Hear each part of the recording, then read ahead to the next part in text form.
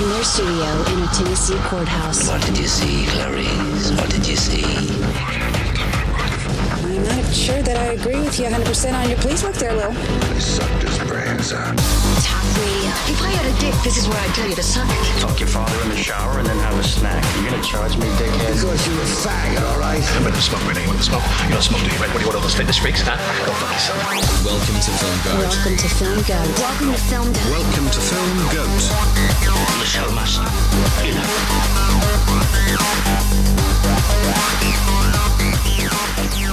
Hello there. This is Filmgoat. It should be December 29th. I'm Michael. I'm Jason. I'm David. And as always, ever forward through the Oscars. Every week we like to touch on some Oscar winners, and usually we do a year or two. And this time we are in 1998, the 71st Academy Awards. So what are some of the nominees? Well, for Best Picture, the nominees were Elizabeth, Life is Beautiful, Saving Private Ryan, The Thin Red Line, and Shakespeare in Love. 2 World War II movies. Yeah. And Shakespeare in Love won. And also two Elizabethan era movies. Elysian movies. I suppose that is true. There's one called Elizabeth.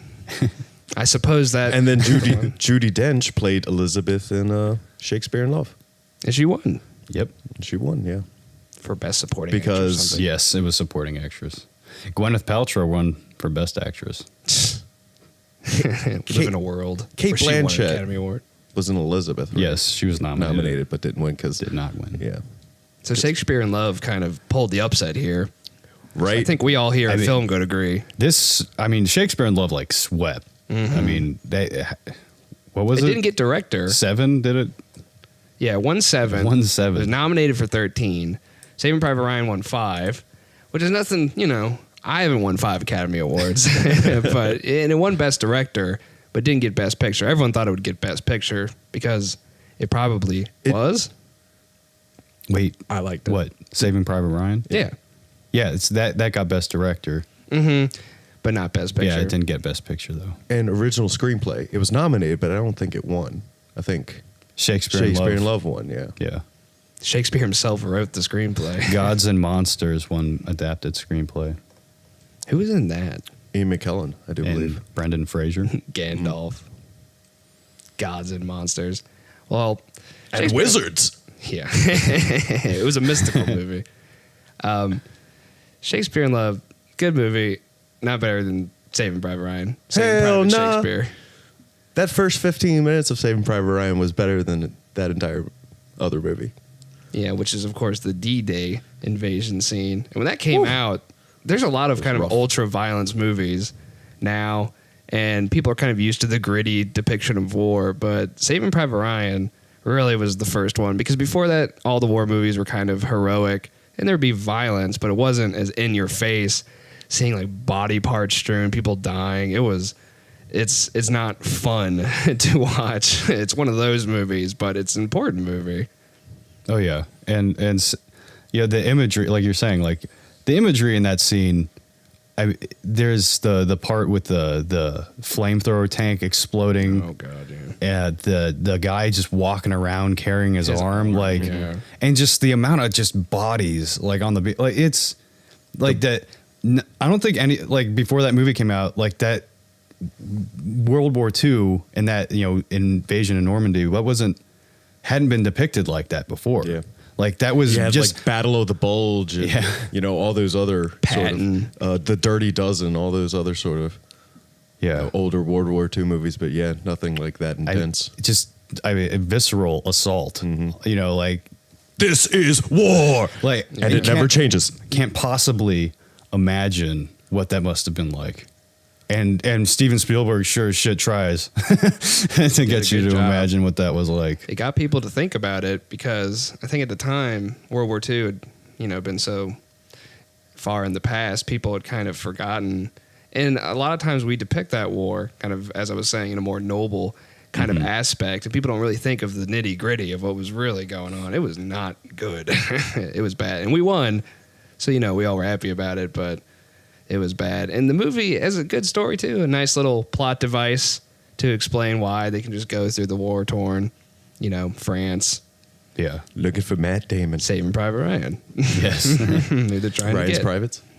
Got to save Matt Damon. And how much is one man's life worth compared to all the other people? It asks lots of questions. And I mean, the movie itself, I mean, it's very powerful. Like, especially the ending. Oh, yes. And, you know, all of it. Yeah, it's just something that Should have won an Oscar. For Best Picture. Yeah. You know, just Lord have mercy. Oh, God. Shakespeare fell in love. Give him the Oscar. No. you know, like, you're not actually seeing it, but, you know, watching something that, you know, people, you know, lots of people during that war experienced. And, you know, you're seeing what people gave up and sacrificed for that. I mean, that's why America, you know, people hold that, you know, people love America. It's because of that, you know, people giving up everything for this country. So. And we got the worst beach on Normandy. Mm-hmm. So we get to kind of gloat about it a little bit. Yeah. And I mean, if you're not proud to be an American after watching that movie, like, go to another country. Get out. Yeah. Like, For, you know, the veterans and all this stuff. You know, that veteran stuff. Anywho, we're getting kind of heavy.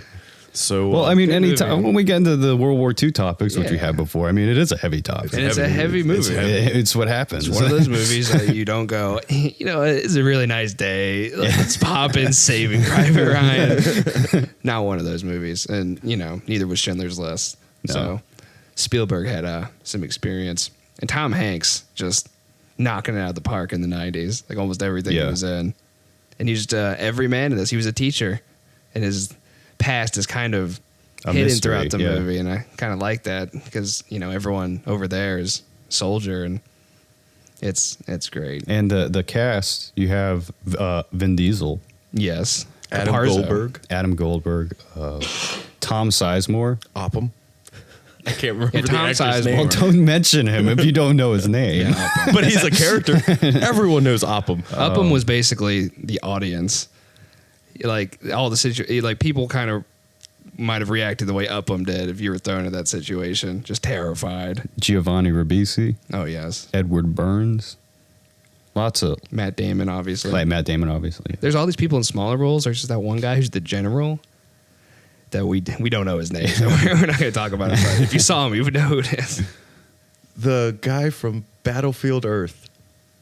Which one? The main Travolta? character. Oh, Barry Pepper. Barry Pepper. He was the Oh. sniper. The sniper, yes. Yeah. The sweet sniper. I think he's played a sniper in like 3 movies. Where, you know, he did the Bible quotes, prayers. When Yeah. he was awesome. killing He was people. doing- It was awesome. Yeah, the religious guy. Yeah. Not There's always, awesome. There's like, always you know, one. There's always awesome. one guy in the what is it, in the company? That's always super religious. That's probably not the right term. I'm not a military person. Clearly. Yeah, the company. Clearly. The squad. Clearly, you've never squad. been a part of a military outfit. Trying to save Matt Damon. Which may happen again someday in the future. You never know. World War III. But anyway, So before we go into the next year, we'll touch on the best actor real quick. Who it was for Life is Beautiful. What was his name, David? He was I don't know. Italian. Roberto Benigni? I don't know if it was Benini. Panini? Jason's our resident Italian speaker here. So For Life is Beautiful. Another World War II movie, actually. That was the year of World War II. Everyone was like, all right, we can make World War II movies now. well, and yeah, The Thin Red Line. Yeah. In addition to Life is Beautiful, that's 3 World War II movies. I think The Thin Red Line is the worst of the 3. I don't even say worst. Yeah, The Thin Red Line. It's weird. If we watch that with Jason the whole time, he's gonna be going crazy. He's gonna be naming every person. There's a lot of people There's in a that lot movie. of people in that movie. Yeah, certainly. So I know. I want to test it out one day. We'll try it. Oh, it's Should've that been guy. yeah, exactly. He's gonna the whole. He movie. was in that. Yeah. The whole movie is gonna be that. But the reason we bring up the best actor is because we like to think of Afflictions. This is just kind of a normal guy in a Jewish ghetto, but the Nazis thought he had an affliction. Judaism. We do not agree with the Nazis, which is why we invaded them in Normandy in the other movie. But he was really good in that movie. Sad, you know. Oh, World War II. not World War II related, but Nazi related. Also came out that year, American History X, which Yes. Edward Norton was nominated for, Neo-Nazis. Yes, he was. He had an affliction of racism. which he himself got rid of throughout the movie. Couldn't Spoiler get rid of that swastika on his chest. Hold on. Now, Nick Nolte for was Afflictions. nominated for Affliction. And he didn't win. He did not win. Damn, that would have been a pretty good. That's good. Well, we're gonna move on to 1999 now. The 72nd Oscars, and American Beauty won that year. Yes, American Beauty was the Best Picture winner. They got it right Our nominees that year were The Cider House Rules, The Green Mile, The Insider, and The Sixth Sense. Oh, Shyamalan Yes. was nominated. Yes, M. Night Yes. Shyamalan directed a film that was nominated for Best Picture, which lost. Thank God. Thank God. But you want to know what? I never saw The Sixth Sense because it was ruined for me. Like, as soon as it came out, I was like, oh, that seems interesting. And then the next time, I can't remember who did it. But Bruce someone Willis was was dead the whole oh, time. yeah, he was dead the whole time. Well, guess I don't have to see it. Spoiler. Cool. It is kind of unfortunate that, you know, the movie is kind of predicated on you not knowing that as kind of like... It's really not that bad of a movie. Like, that and Unbreakable are pretty okay. Yeah, I'm sorry, but Shyamalan's only good movie was Unbreakable. The Sixth Sense is not super bad, but it definitely is supposed to be seen not knowing that. Exactly. So Yeah. the viewership, you only have one. You But see- can watch it once. Even knowing the twist in Unbreakable, though, I feel like that movie definitely is worth kind of a repeat viewings. That movie's good. Yeah, I think that is, God, man, this- of all his movies, that's the one that I would watch multiple times. Yeah, I'd watch Signs too because it's got Mel Gibson in it. Crazy Mel. Joaquin Phoenix. Stupid aliens. Oh, and that made this- a planet full of water this- when water's their only weakness. Spoiler alert. The scene where he's getting all mad at dinner. God, that's amazing. That was This is real like Mel crazy Gibson. Mel, man. Yeah, when they make- it looks good. I'll have some. he makes a ton of food in that movie. But this isn't Signs Goat. American Shyamalan Beauty, goat. movie we love. Kevin Spacey in that movie won for Best Actor. Doesn't necessarily have an affliction either, other than his depression with his midlife crisis. Midlife crisis, yeah. We just decided was the closest thing. We're we putting that under affliction. We're doctors. That part when the bag floats around makes me cry every time. Not really. It's good, great movie. What else was nominated for Best? So it was The Cider House Rules. Screw that movie. It's got Spider-Man in it. Michael King. Yeah, and Spider-Man. The Green Mile. Oh, Good. Colf. The Insider. Can you leave the light on? I like The Insider. A lot of people love it. I directed that movie. Yeah, Michael Mann. I like Collateral and Heat better. But The Insider's good. And Russell Crowe, this is when he was starting to get nominated for stuff. Yeah, the next episode we'll talk about Gladiator, so we'll just leave it at that. Next. The Russell Crowes. Who won Best Best Director? Actress? Or actress. Best Actress was Hilary Swank for Boys Don't Cry. Really. Best Supporting Actress was Angelina Jolie for Girl Interrupted. She won an Who was Academy Award? nominated for Best Actress? Who was nominated for Best Actress? Yeah. Annette Bening for Which- American Beauty. Oh, yeah, should have won. Whatever. Janet McTeer for Tumbleweeds. Julianne Moore, The End of an Affair. Or The End of the Affair, excuse me. And then Meryl Streep, who was nominated the year prior as well, Yeah. but didn't win, for Music of the Heart as Roberta Gasperi. Hillary Swank only won because she. What? I never Was saw she that movie, afflicted? but didn't she? She was pretending to be a boy the entire time, right? Affliction. Confusion. Yeah. Whatever. We're just going to go on record and say that's what was happening. Yeah, that's what that movie is about. Girl, boys don't cry. American Beauty won Best Original Screenplay. Yeah, as it should have. It certainly deserved to. What was Best Adapted? Best Adapted was The Cider House Rules. Yeah. The Cider House Rules does not rule. That movie's pretty bad. But anyway, we're about to come up on the break here. But what do you think? Do you think Kevin Spacey, Russell Crowe, Sean Penn, or Denzel Washington? Was Sean Penn for what? I Am Sam? No. No. That's later. Sweet and Low Down. What was Denzel nominated for? The Hurricane. Yes, The Hurricane.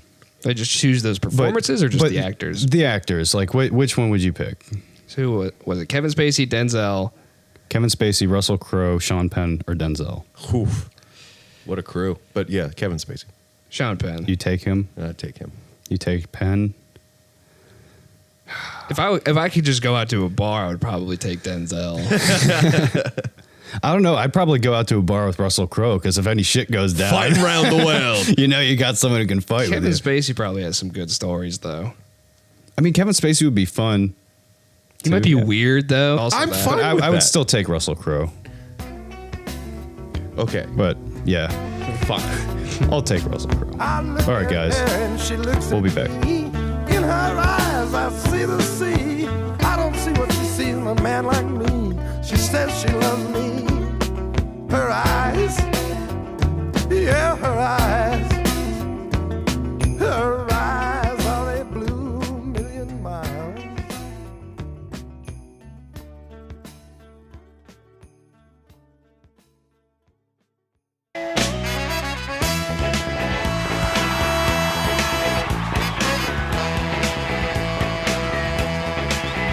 Coming to ya on a dusty road.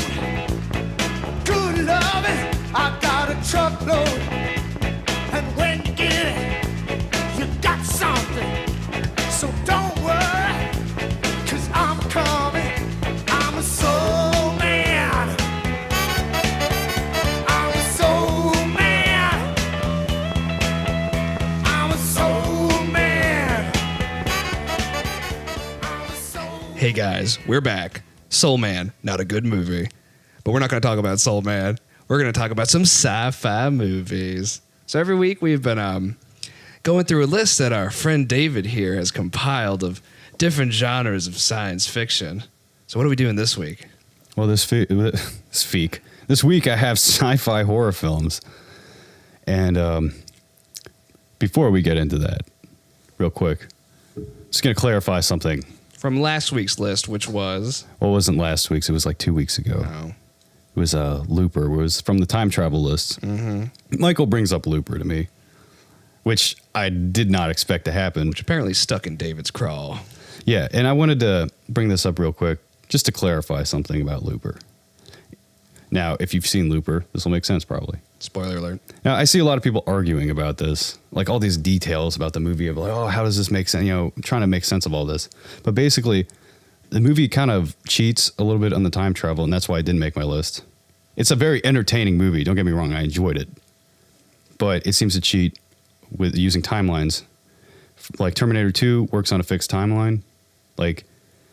And Looper tries to use this parallel universe type thing, but then also use the fixed timeline rules of where he kills himself at the end, spoiler alert, and the old Joe disappears. That doesn't make any sense. If it's a parallel timeline, which the movie presents it as that, yeah, that would have no effect on that version of Joe because it's a parallel universe.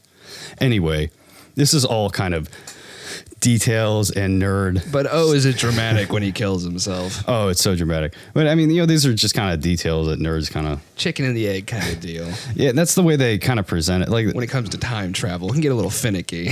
Even Terminator is not completely foolproof. But I think Terminator, it does make sense on working with a fixed timeline. If a movie establishes its rules and follows them, then it's good. Yeah, but that's what I'm saying. Does. Looper Yeah. establishes them and then doesn't follow them, and that's why I'm saying it. I can see.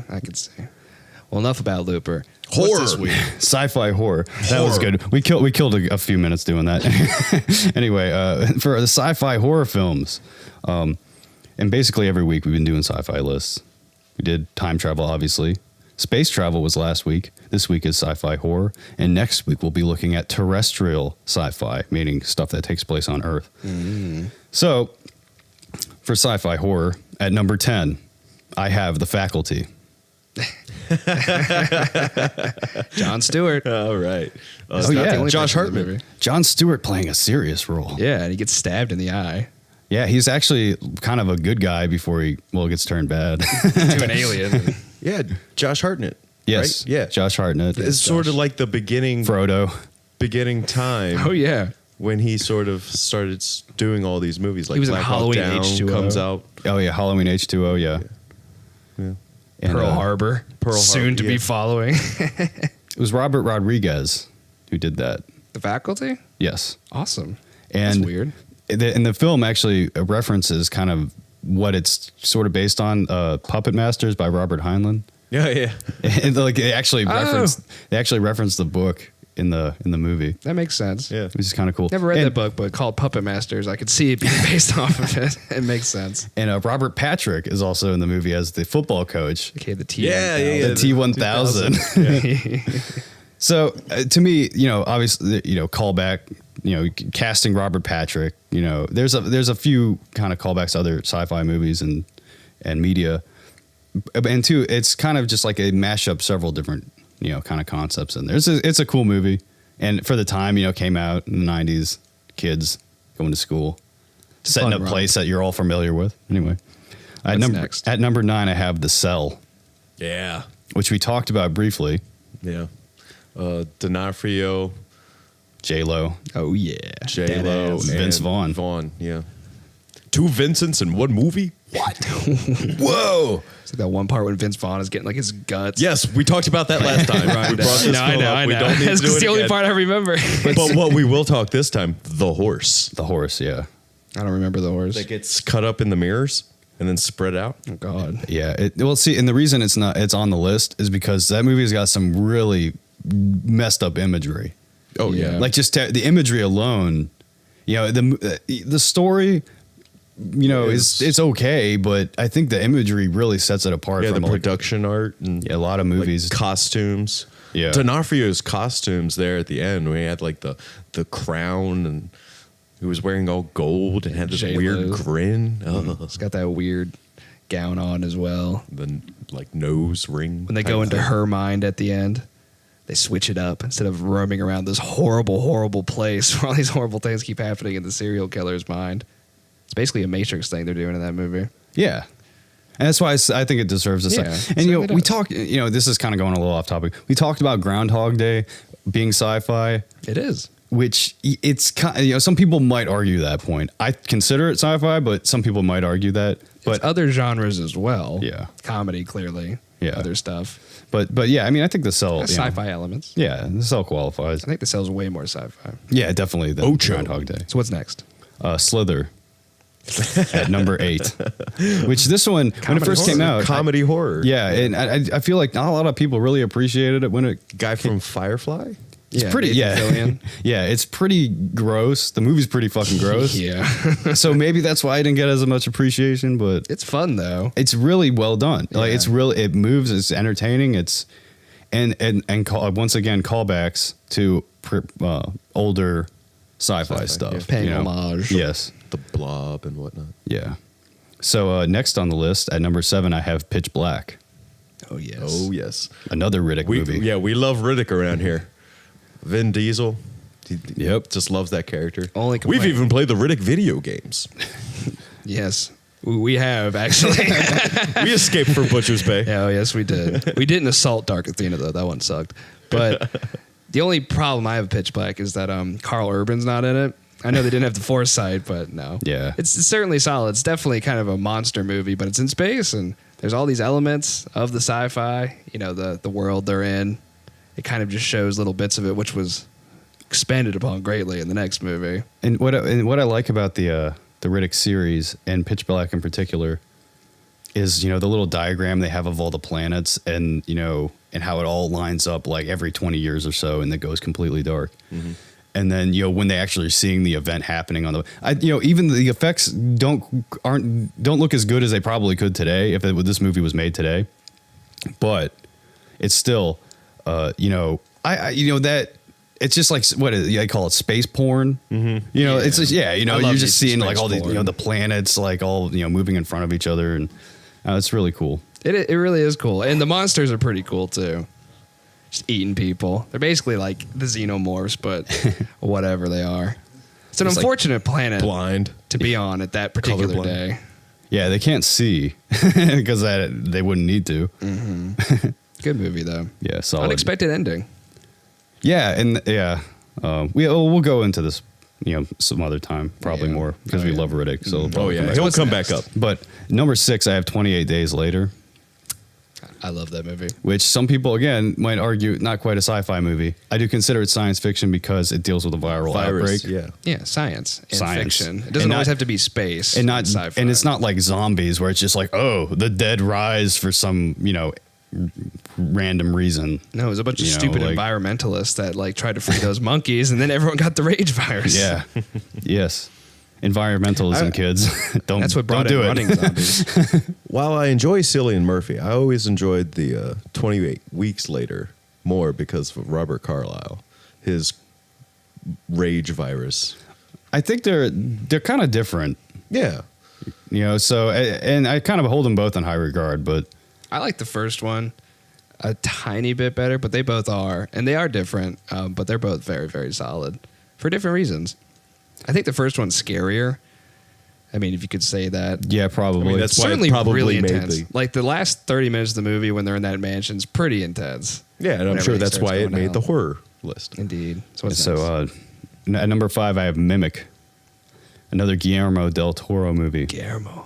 which I don't know if you all remember that. Is that the one with the subway station? Subway, Mm-hmm. yeah, and the bugs, Yeah. like from the experimental bugs evolve over like course of like 20 years or something. And They can mimic people. yeah, and they mimic what like humans. They look like people, and they're like killing kids. Oh man, that movie! I saw that movie when I was probably one of the first like horror movies saw I that saw when I pretty was a young. kid, and Yeah. kind of Wasn't freaked good. me out, honestly. So that's probably why that's on the list.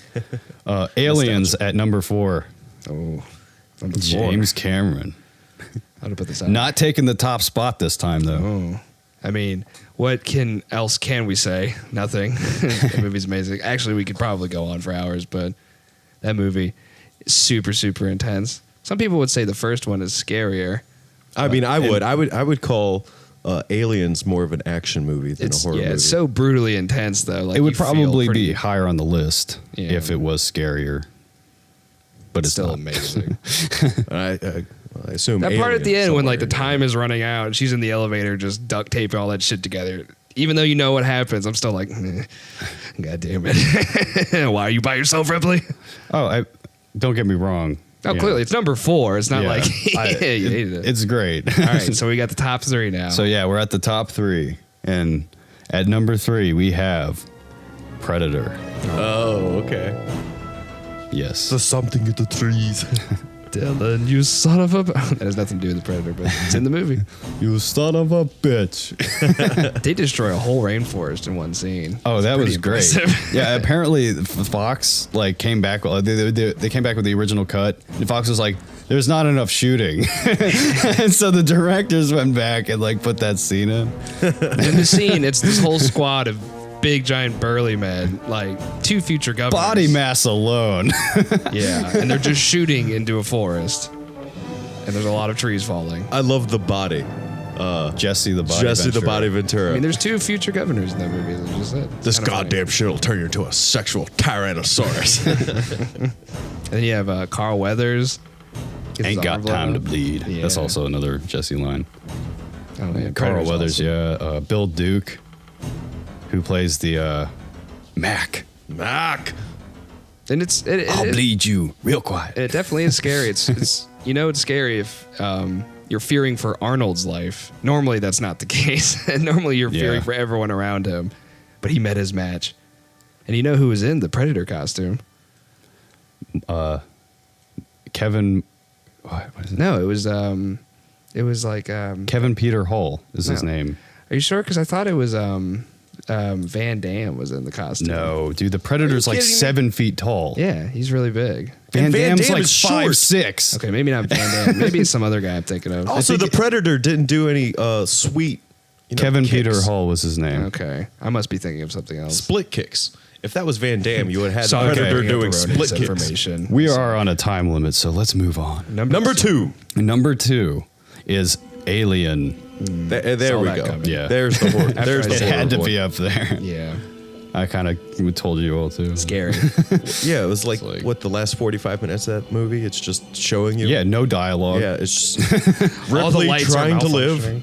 The only dialogue's coming from like the computer talking to her, like telling her what to do with a self-destruct sequence. She talks to herself a little bit, but not really.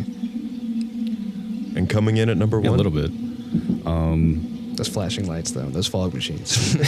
Oh yeah, I mean the strobe It's lights. intense as shit. You can imagine seeing that in the 70s when, it's like, oh, it's an alien movie. And that's when Star Wars had just came out. Everyone's like, yeah. People probably walked out there like, no.